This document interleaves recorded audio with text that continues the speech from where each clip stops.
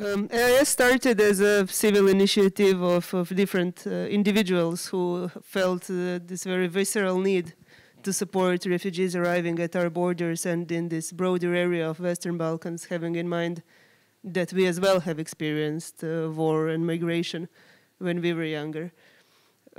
Soon we recognized the need to formally register an NGO because people wanted to donate money to us, and of course we didn't want to accept anything on our private accounts. But I think this was, this period of naive idea that Europe would actually kind of find solutions for the problems that the refugees were facing, and we, as an entire body of different states were facing as a consequence. And we really thought that our series would be, something that lasts for a few weeks or maximum few months. 6 years after, we are still here. We are not distributing sandwiches at the border areas anymore. Now we are developing holistic integration programs, providing NFI for people in Zagreb. We are also volunteering in Porin camp, which is now on a pause because of the COVID situation. And at the border areas, unfortunately, together with our partners from the Border Violence Monitoring Network, which we have co-established, we are monitoring border violence and abuse of human rights of refugees, something we didn't see when our series was being founded. So the project, there was an obvious need that you had to fulfill years and years on. How did you get people to join in the movement? How did you get volunteers to work with you and still work with you 6 years on?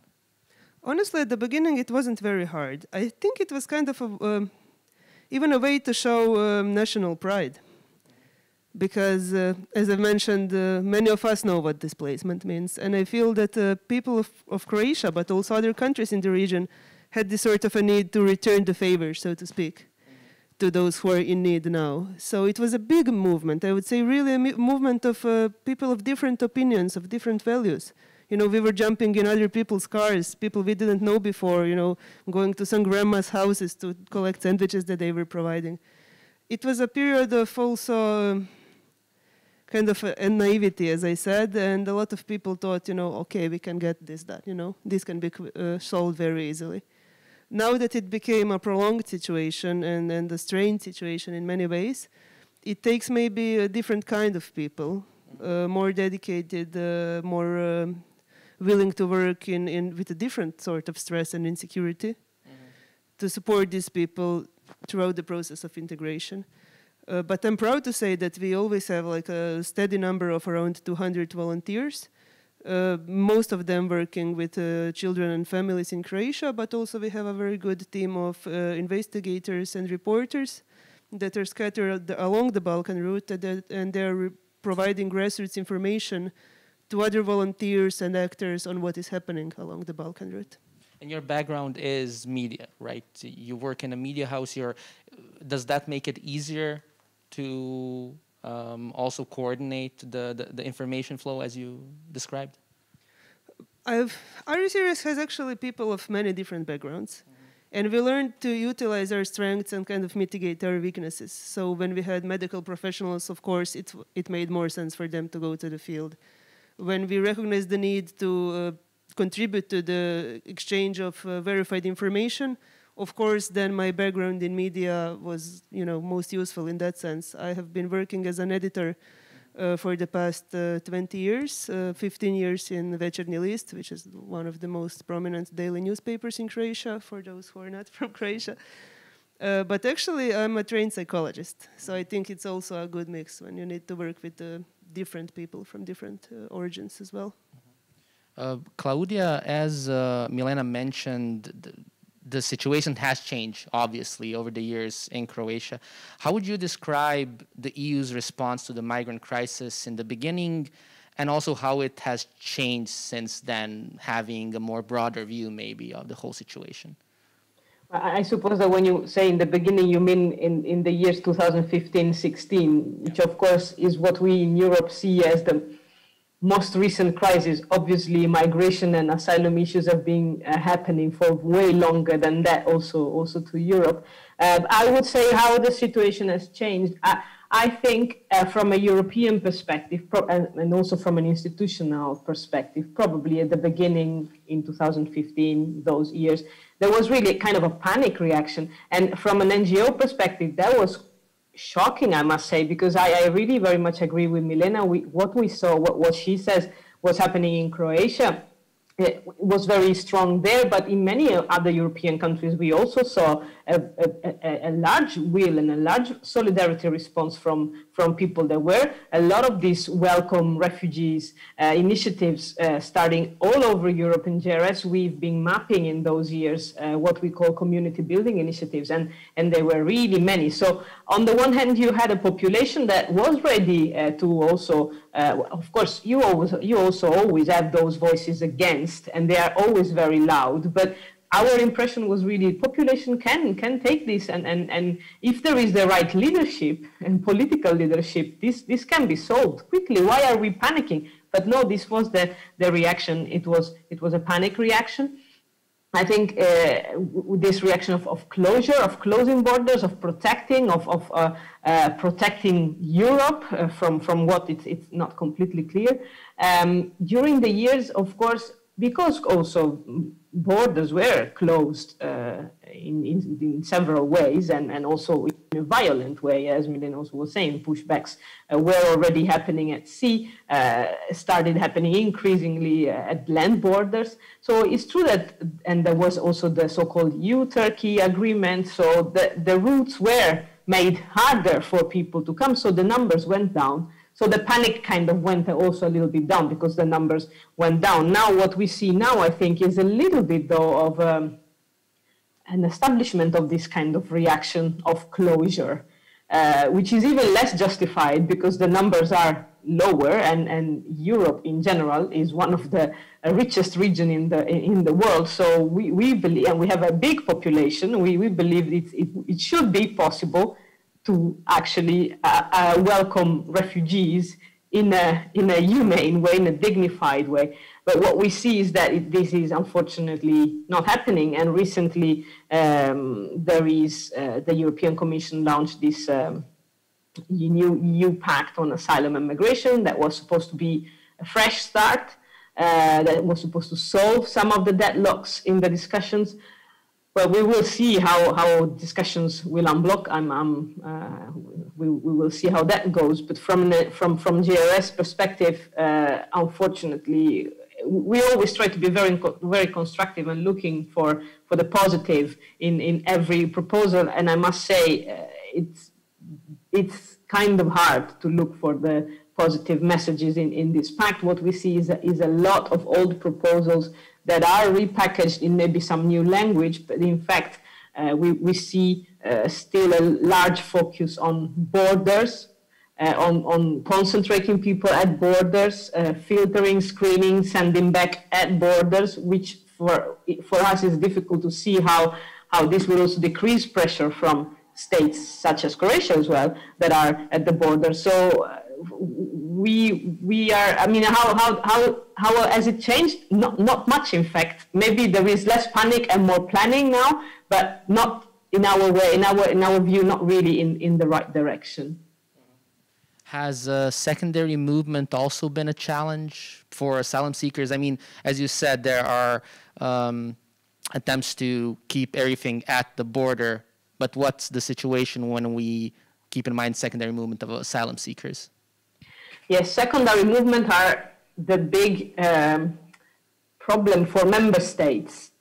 For refugees, for asylum seekers, they are often a need and indeed a challenge as well. There are very legitimate reasons why people try to move from the first country they arrive, they enter in Europe, to go to other countries. If you look at the situation in Greece, in many of the Greek refugee asylum seeker centers, camps, you can very well understand why people don't want to spend time there. Even also in terms of, not just in terms of reception, but in terms of how procedures are working. It's been known for very long that the conditions in Europe are not the same in every member state. So there is, we often speak in the civil society world, we speak about asylum lottery, because it's true that people with similar stories, similar backgrounds, similar reasons to flee, and do not have the same chances of obtaining protection everywhere in Europe. So it's of course logic that if you're a refugee from Afghanistan and you know that in one country you have almost zero possibility of being protected, but if you go to another country, your possibilities are increasing considerably, you will try to do that if you can. Similarly, also the current Dublin system, the system that determines which member state is responsible for examining an asylum claim, doesn't take in consideration some of other legitimate reasons for people to move. There is an attempt to take in consideration family links, but the family definition is very narrow. Again, of course, if you are fleeing from your country and you arrive in a continent that you don't know, you would like to get together with the people you know, and of course with your family if you have, and your brothers or sisters if you have any that are already in Europe, but this is currently not really possible. So secondary movements is this big enemy for the member states, because they from a member state's perspective is kind of jeopardizing the principles behind the system, but in a way it's a fruit of the current system. It's a logic consequence of how the system is built these days. So, and again, we don't really see how this new pact will really bring a change into that. Thank you, Claudia. Valent, as Claudia mentioned, communication is key, especially in families, between friends, so asylum seekers can stay safe along their route as well. Can you tell us how Meshpoint got started and what was the idea behind it to actually let people communicate more easily? Yeah, as you mentioned, there was also a survey actually done by, I'm not sure which organization, but they asked the refugees when they were arriving to Greek islands, they were actually listening to their questions. And the first question was, where am I? Second question was, do you have Wi-Fi? Third question was, do you have food or water? So this really showed how communication is crucial for refugees. So they want to connect with their friends and families, let them know that they arrived safely, or to just ask around where to find food or water or whatever, basic services. So we saw that actually firsthand. First versions, what we came up with were just a Wi-Fi router with a battery in a backpack. So I just went to, and a few of my colleagues went around with these backpacks. We were providing free Wi-Fi, and we always get surrounded by a crowd of people who were in need. We saw that this need was really big, and also NGOs in the field contacted us because they didn't have any kind of solution that worked for them. They tried using off-the-shelf components, routers, but they were intended for home use. They had only capacity for maybe 10 to 15 people, not for hundreds of people. So we saw that there is a need for some kind of high-end device, but that it has to be simple to use. Because this is completely not, there isn't such a device in the field. So either you have a simple device that can connect a small number of people, or you have really complex devices that are really powerful, but you need trained engineer in the field, and you don't have that in a crisis situation. So we saw this hole in the market. So this was the idea to start producing some kind of new product. This is how Meshpoint started. Because we really saw from the big NGOs that there isn't currently any kind of device, because we talked with all the technical teams from all the biggest NGOs. We asked them, what are you using? Just send that to Croatia. And they said, we have nothing. So it was literally a far larger problem than just Slavonia at the moment. Yeah, it's a global problem, and still is. Some people still think or debate whether internet access and broadband access is essential or is it a luxury? It's a basic human need. I think that's really obvious. You need it just to communicate with your close friends. Of course, we think of it as a luxury because we have safe roofs above our head, we have warmth, we have shelter, we have food. But for somebody who's in a crisis stage, it could be a refugee, it could be a flood, it could be earthquake, it could be whatever. You need communication to let others know that you are okay, or to seek help. Thank you. Claudia, from your experience, what do you think is the positive use case that technology can have for communication for asylum seekers, either that are isolated, especially now in times of lockdown? Yeah, indeed. I wanted to mention this in times of lockdown. Also to bond on your last question before, it's an essential. It's something essential, having access to internet and Wi-Fi. I think all of us now in lockdown will realize how important that is to be able to connect with our family and friends in this situation. So we can maybe get a glimpse of what it is for refugees to have that or not to have that. In terms of positive use, I think in around Europe, we've seen many creative solutions that were possible thanks to the use of technology these days.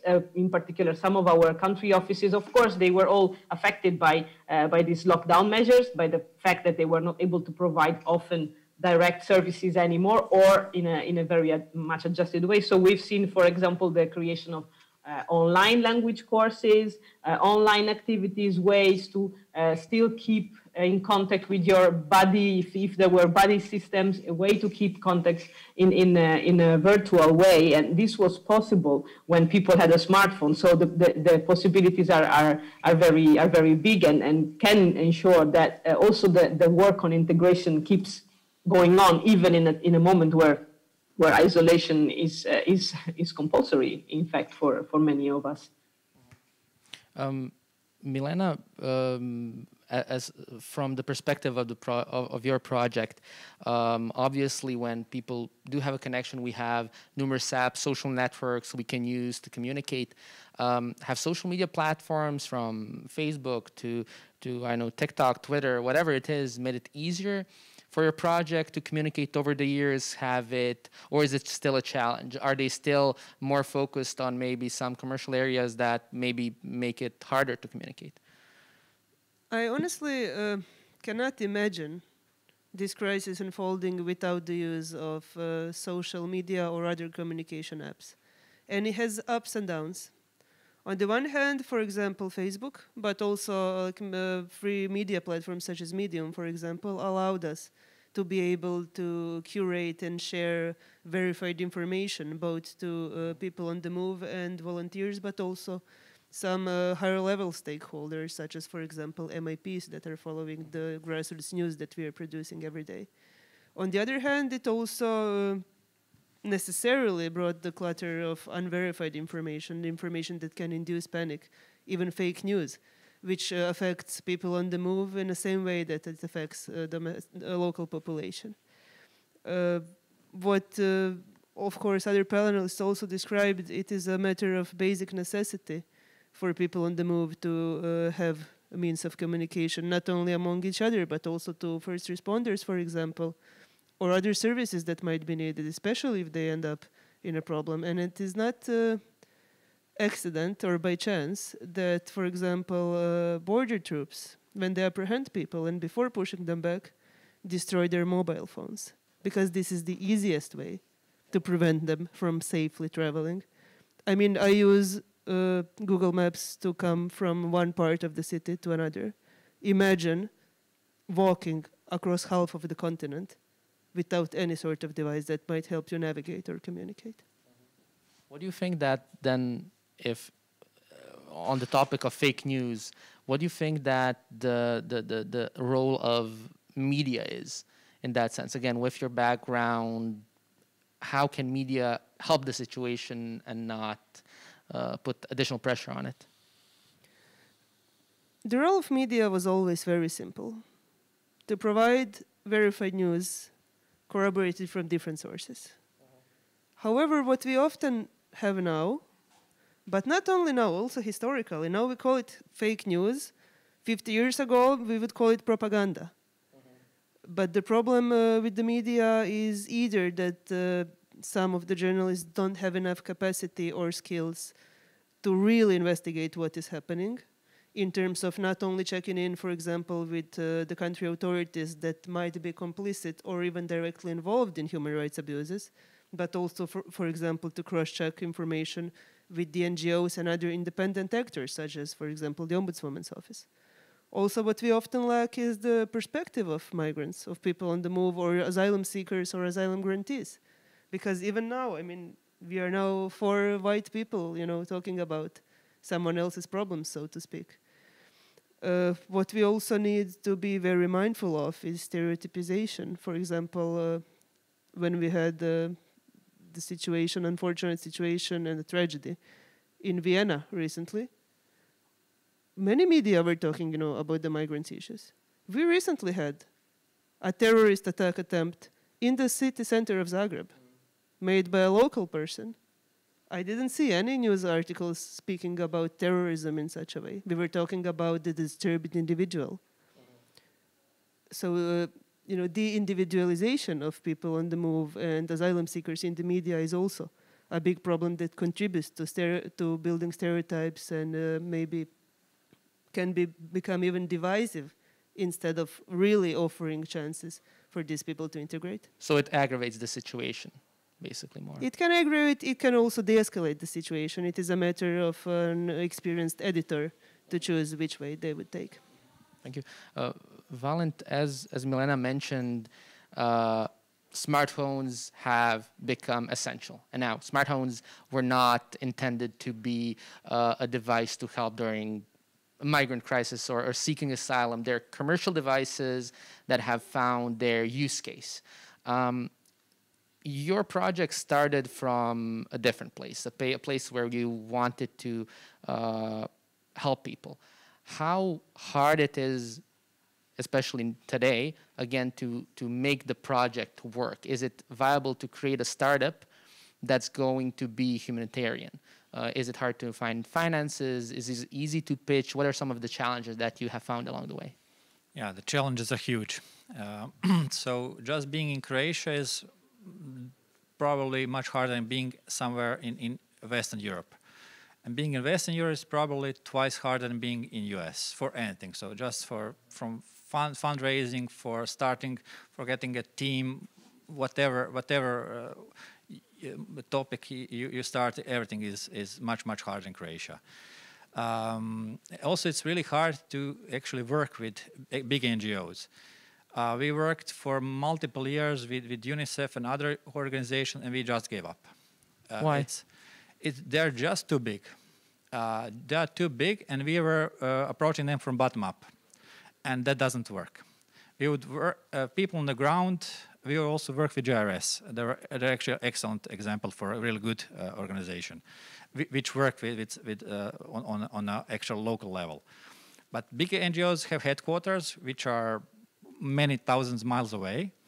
They have no idea what's happening in the field. The people in the field know, but there are so many levels of middle management in these big organizations that they're completely oblivious in the headquarters what's actually happening. People in the field know that there is no actual for a communication solution, probably for all others problems. They know what the solutions are, but they can't communicate these solutions up the food chain, so to say. And concretely speaking, from Mesh point, we were actually stuck in some kind of middle management. We couldn't get anywhere further, and we just gave up. Because we are too small, we would need actually maybe full-time people in the Brussels and in New York to work maybe for 2 years to get something, for something to happen. So it's literally like pitching a corporate. Yeah, it's like working with a corporation and a country at the same time. It's impossible. For a startup, it's impossible. So big organizations can only communicate and work with other big organizations. If they wanted, they actually started also some programs for innovations. But they were innovations that were only interested in being innovative themselves, not working with other startups that are actually innovative. So it's a completely messed up model. So we're really actually How would you compare, like, knowing the technology industry as well with, again, a lot of corporates having their accelerator startup programs and so on. How would you compare that world with this one? You said that big organizations want to innovate themselves. How does this prevent them from working with a startup? And what would you maybe advise them or advise a startup that does want to change? Yeah, it's all about motivation. I think that it all starts with either correct or misaligned motivations. So I saw some really good examples of big corporations starting incubators and really poor examples of the same. So they all start actually with the same, let's say, idea, but they implement it completely differently. It's the same with NGOs. I think they're still learning, and they're still failing, and failing a lot. So they still need to learn how to excel in this. They can just copy some kind of models from big corporations like, I don't know, Ericsson and others who actually made good accelerators for startups, and others like big telcos that failed in this. So they should actually maybe invest in some kind of use case studies and analyze if they actually want to do something. That's also maybe a question. So what has been your solution? What have you done in order to just continue working on the project? We actually stopped working with NGOs. We can't work with them. Completely? Completely. Completely. We just switched to other markets, yeah. And what do you do now? Now is it like you have talked about working for smart cities, stuff like that? Yeah. We now actually, we moved, we now switched our focus into smart city market, and actually this Meshpoint is an excellent product also there. But actually my motivations were not to just make something, create something that makes money, but to actually do some good. But actually after 3 years, I gave up. So ironically, you do have to make a commercial product in order to continue helping people. Yes. Do you think that's going to be the case for our other tech startups that might want to help in this or other crises? Yeah, because as I said, there is actually, you have to be independent completely. You can't rely on getting some kind of funding or working with NGOs. You have to be self-funded, self-reliant, and then try to do something. That's the only way I see forward, Talking about being independent, a big part of it is having the skills to actually also help yourself, especially in the digital field. Claudia, what's the risk of isolation for asylum seekers and people that don't have maybe the IT skills or the tools to stay in contact? How is it harder for them?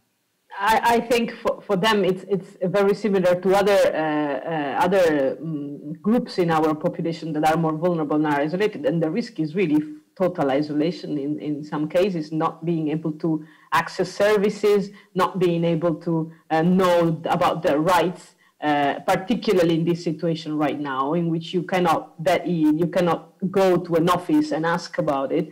In case of asylum seekers and migrants, people with migration background, there is also a language barrier, which can be aggravated. If you have some IT skills and some tools, you can these days also overcome a bit more easily the language barriers. And if you don't have that, then you really the risk of isolation, of total isolation, is really big and is real. Maybe one issue that I would like to flag, because it's particularly dear to GRS, is the situation of people of asylum seekers and migrants that are in detention, in administrative detention.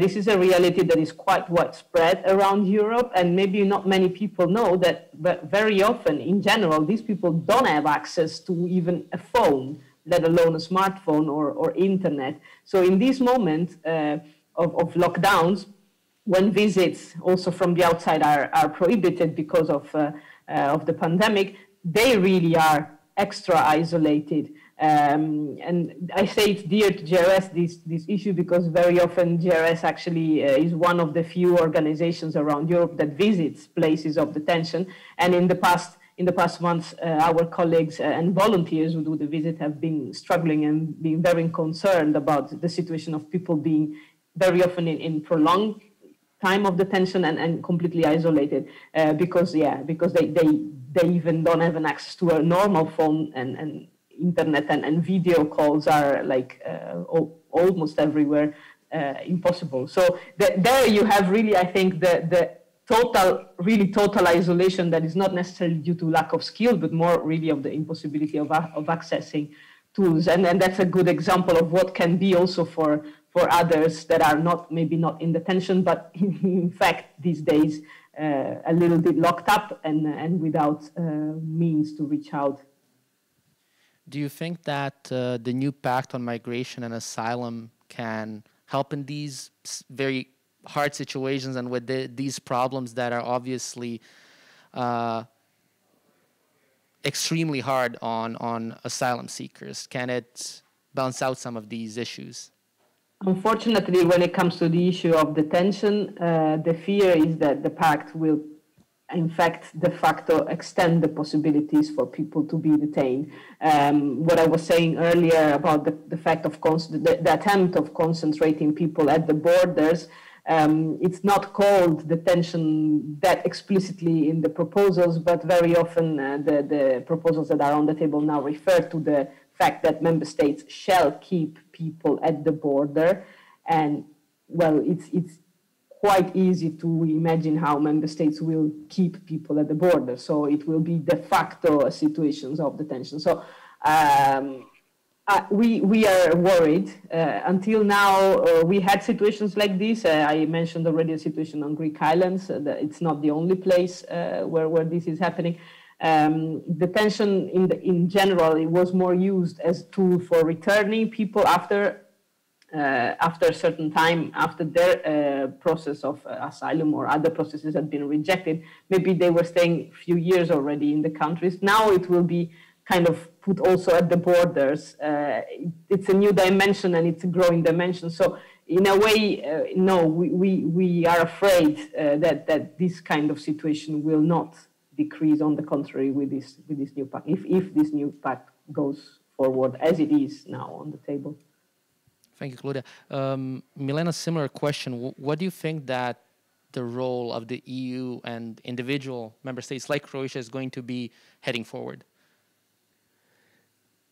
What we are seeing now in the new pact, which is, I think, a paradigmatic example of where the EU is going now, is the constant need to compromise and the constant attempt to compromise between the member states such as Poland or Hungary that are very harsh in their view that the people should be expelled from the EU, and they now got the opportunity to fund such expulsions or returns, as it is said in the pact. On the other hand, there are still countries or governments that are trying to stick to the European values, which have actually deteriorated so much that we cannot even talk about them as European or Europe-wide values anymore. The new pact seemed like an attempt to mitigate some of these situations, but what we have now is, as Claudia Great said, repackaged old ideas and more compromises. Regarding Croatia and Croatian role, having in mind that we are the country with the longest terrestrial border, outer border of the EU, and also seen as the first country of entry for many, even though many of these people actually already passed Greece, it is very clear that our role would be to guard this sort of union based of compromise. What we are seeing in the pact also is a glimpse of the idea to establish the independent border monitoring mechanisms, but I'm very worried about how these mechanisms would be implemented, and would we end up in a situation, for example, talking about Croatia, where the Croatian Ministry of Interior is designing a model that should be used to oversee Croatian Ministry of Interior.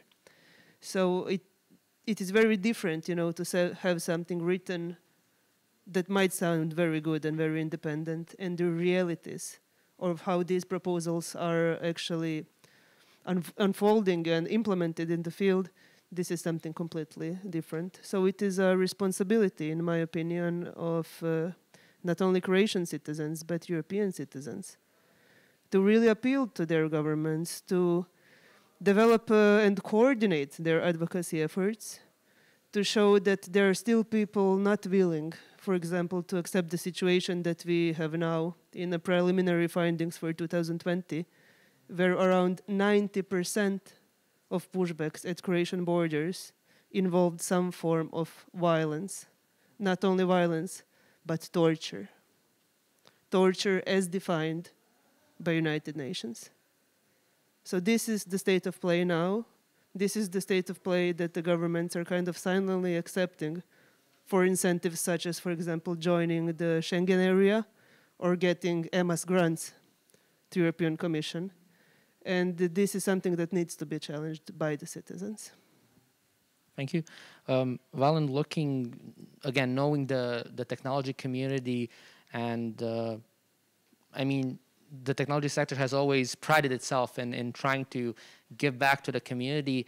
You've obviously done that, and your team has done that. What do you think are some of the still challenges that the technology community can contribute that might help in these very hard to come times? I'm also a member of TechVG's community, which actually combines lots of technology IT companies all over Europe, actually even wider than that. And they actually have a really good framework for collaboration. First thing is actually not to think what the problems are, but actually talk with migrants and ask them what are your challenges. So most of us think that we know what problems other people are facing and what actually they need help with. We have no idea. Most people have no idea. So you actually have to go speak with people and ask them. So, and they have a really good framework for that. Only then you should start thinking about your solutions to those problems. People usually have some kind of technology that they love playing with, and then they try to find some kind of application for it. This is completely wrong approach. And of course, you have to start with the problem, not with a solution. For someone who does know how to work with technology, what would some first steps be from your experience? Maybe in order to just like help them not go through some of the steps that you had to learn what works. Well, as I said, the best place to start would be the TechVG's community. They have really wide network, and they always are looking for people who can just plug into their ecosystem. So if you're a sole freelancer or a team or a company, whatever, you can just jump in and then provide your expertise, and they will provide you with what are the requirements.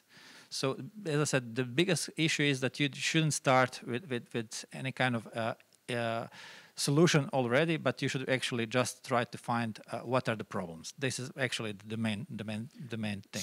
So you literally don't have to even have a project. You can literally just like get in touch and start contributing right away. Yeah. That's very similar to other like open source projects, stuff like that. So I'm guessing that techies would be familiar with how to contribute. As far as financing, if someone does decide to start their own project, they do talk to asylum seekers, they do find a problem that they can solve from a point of, again, financing and trying to scale the solution. What would you suggest? Does it make sense to pitch VCs? Does it make sense to... No, because VCs don't see a business model in it. So for VCs, as we know, they only care about how can they scale their investments 10x or 100x. So if you can't charge, I haven't seen any kind of business model because there isn't still, let's say, a market from any kind of government or big organizations that are providing funding. They're providing funding, but for small, really problems that they see, that they actually help those organizations, not actually the people in need. So they have lots of projects that they will help, some kind of in the internal process or to optimize something. We've been part of, as I said, few innovation collaborations, but there were always huge issues with those. They were only just repackaged internal procurement processes as innovative, like innovation challenges, but they were nowhere near anything innovative. So just procurement processes packaged and remarketed. So it's hard. It's hard. It's hard, and maybe becoming part of the community, maybe getting in touch with you or some others would help that. Thank you, Valent. Claudia, from your point of view, what would you suggest to those that might think that they can help with their test skills and can help asylum seekers, how to get started? It's a difficult question because myself, I am not a tech person, so I don't really have much experience with that. And listening to what has been said, I wouldn't say then try to approach NGOs because that seems to be a difficult task. Although from an NGO perspective, I still would say that, but maybe then try to approach those NGOs that are more grassroots.